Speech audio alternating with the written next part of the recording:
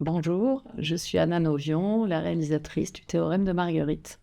Et bonjour, je suis Ella Rumpf, l'actrice du Théorème de Marguerite. J'ai pas compris ton calcul de la constante C. Tu peux pas chasser K, N et delta simultanément? En effet, ça invalide tout votre raisonnement.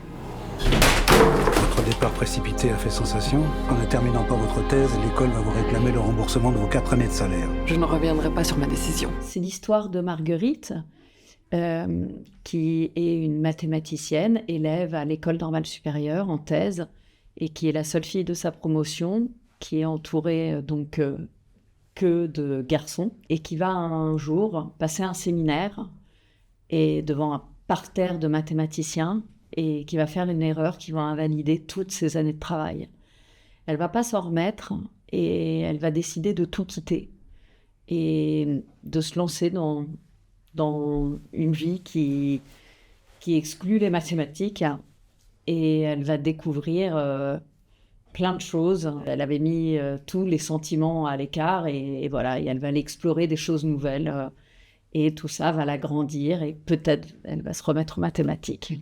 Je m'appelle Marguerite Hoffmann, j'ai 25 ans et je suis en dernière année de thèse de mathématiques à l'UNS. La conjecture de Goldbach, c'est l'un des problèmes non résolus les plus importants en mathématiques.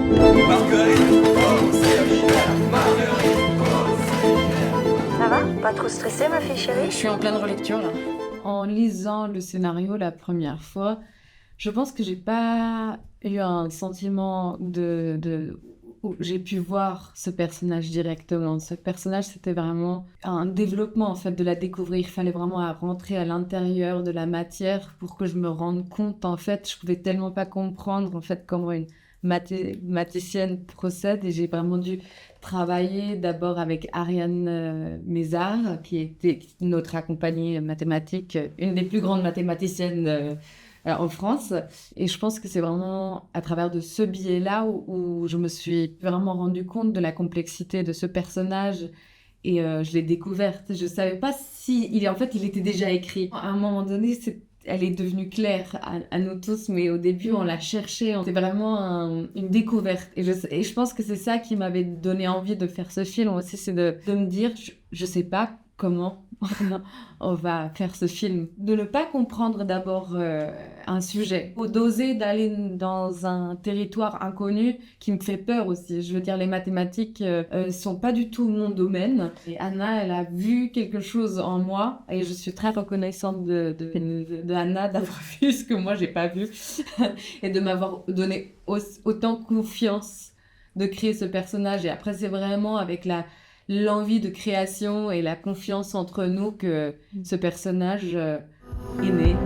Vous n'avez pas payé le loyer de son massif. Hein. Comment tu comptes réunir 1000 € avant samedi? Majon.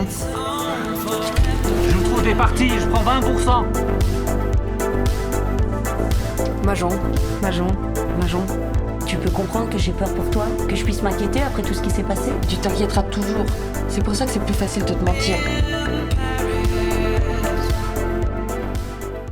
Je voulais parler au début de l'enfermement d'un personnage qui était coupé du monde. Parce que moi-même, quand j'avais 20 ans, j'ai été malade et j'avais dû rester 6 mois isolée chez moi. Et lorsque j'ai guéri, je m'étais sentie très différente et très en décalage avec les gens de mon âge. Et en fait, j'ai voulu retrouver ce sentiment-là. Et j'ai pensé aux grandes écoles où je me suis dit, c'est peut-être des gens qui sont coupés du monde et qui travaillent comme ça en vase clos. Et c'est comme ça que je suis allée me balader à l'école normale supérieure à rencontrer des étudiants. Et en fait, les rencontres m'ont menée au final à Ariane Mézard, qui est donc la mathématicienne dont parlait Ella. Et en fait, en discutant avec elle, j'ai compris à quel point elle était animée par les mêmes choses que moi en tant que metteur en scène. Elle me parlait de passion, elle me parlait d'abnégation, elle me parlait d'obsession, de foi, du risque inhérent à la recherche, où ils peuvent chercher à résoudre des théorèmes pendant plusieurs mois, plusieurs années sans être sûr de trouver quelque chose au bout.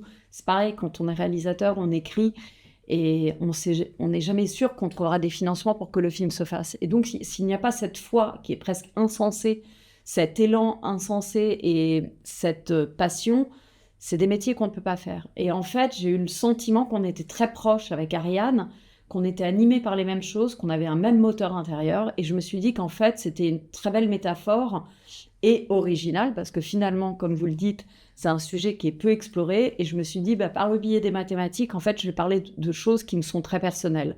Et pour autant, je n'ai jamais fait de maths de base. Et aussi l'écriture de scénario, le film qu'on avait coécrit avec Mathieu Robin, qui était vraiment de rendre les mathématiques de plus en plus présents, quoi. Et c'est ça un petit peu qui est assez amusant, c'est que Marguerite, au début, elle a l'habitude et elle aime tout ce qui est rangé. C'est quelqu'un d'assez obsessionnel, qui aime les choses rangées. Et donc, quand elle arrive dans le chaos de cet appartement, au début, elle est un peu angoissée. Comme elle voit que sa chambre est propre et qu'il n'y a pas grand-chose, ça lui va. Mais au début, c'est l'univers de sa colocataire qui prend toute la place. Et puis progressivement, ça va être comment Marguerite va déborder et comment tout ce qu'elle va découvrir dans ce monde extérieur, donc tout ce chaos et puis ce monde des sentiments, la découverte de son corps, tout ça, va faire qu'elle va changer. Et dans ce changement, elle va devenir progressivement de plus en plus bordélique quelque part. Et les mathématiques vont prendre de plus en plus de place. Et jusqu'à peindre des murs en noir qui vont faire des tableaux mathématiques. Et en fait, il y a un moment donné où elle va retrouver cette obsession, mais peut-être même encore plus. Cette obsession va être encore plus grande que celle qu'elle a au début du film. Et qu'à un moment donné, c'est comme si l'appartement devenait son cerveau, quoi. Et c'est comme si ça devenait une sorte d'image mentale, que l'appartement n'est plus que mathématique.